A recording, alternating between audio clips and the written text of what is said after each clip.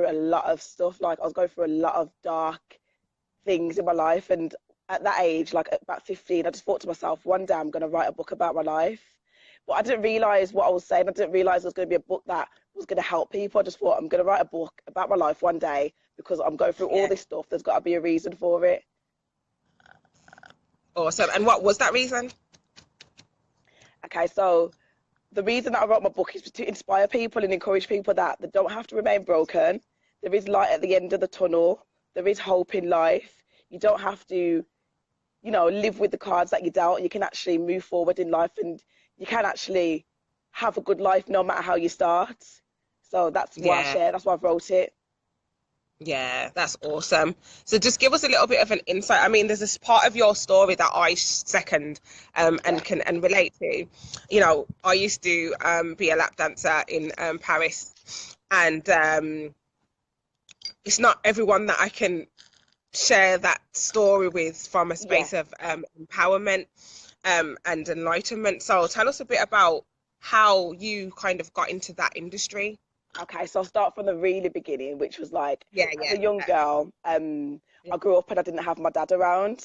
And because I didn't have my dad around, it created a lot of like insecurities and low self-esteem. And I just felt worthless, to be honest. Like I felt like it was my fault. But then I had my sister's dad that kind of was around until I was about 10.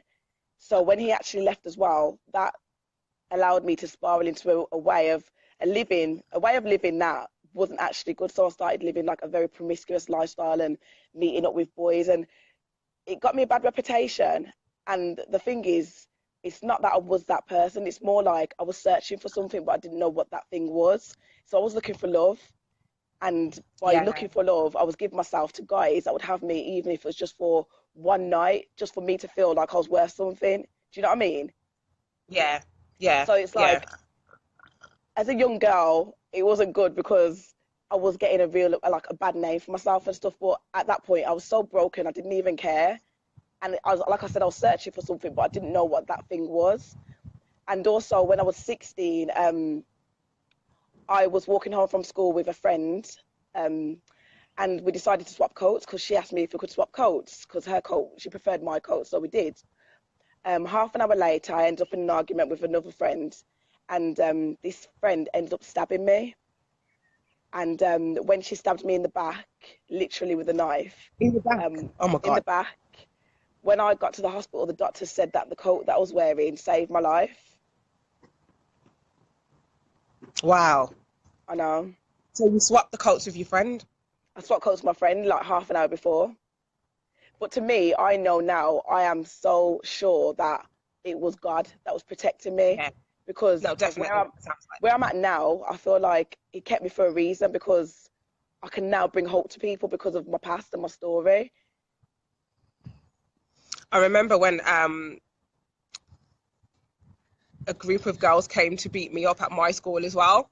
Wow. When I was younger, and I always say that my period saved me, because they all surrounded me. The whole school was right there. They all surrounded me, and they were shouting and screaming. Now, normally, I would have probably gone for them, or I would have argued back. But because I was on my period, I didn't respond because I was just too low. I was just like, oh, I can't be dealing with this shit today.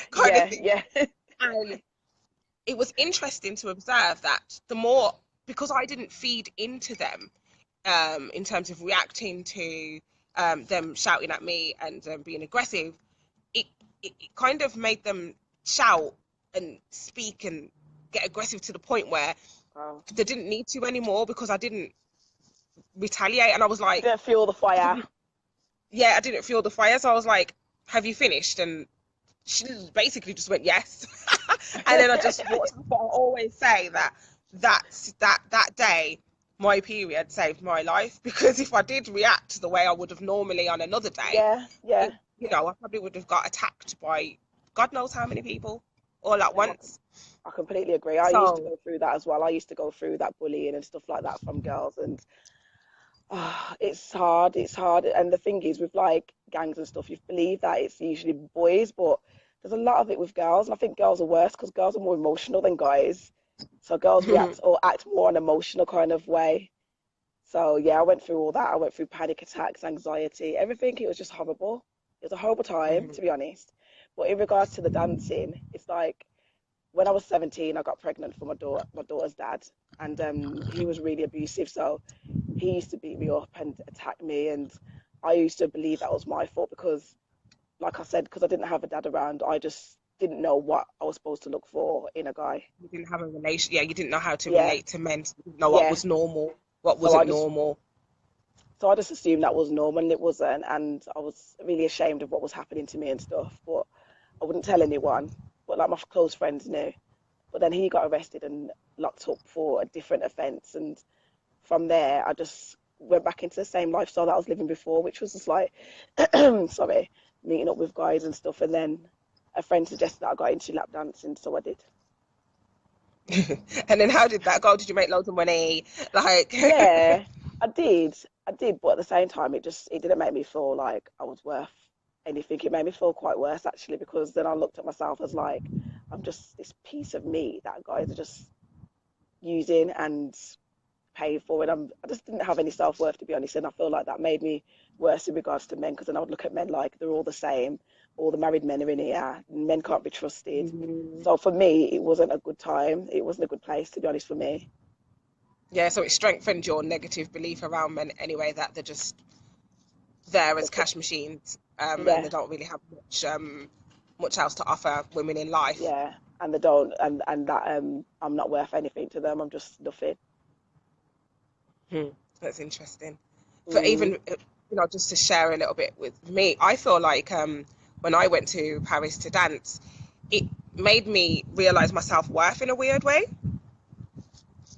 I think without me having that experience, yeah, I wouldn't know my self-worth, and not necessarily in a monetary way, just more in the sense of being able to be comfortably selective about the types of men that I'm around. It kind of gave me yeah. choice, like in the respect of when certain guys wanted me to dance with them, I kind of had a choice. Like I was like, I don't think I want to dance for you. Yeah, That's not enough money. Actually, I don't mind just sitting down having a conversation with you.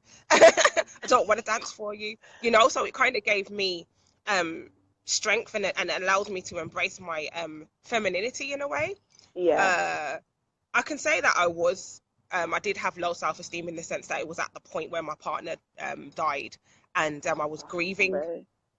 So I needed to kind of get away, and that was the way that I decided to make money.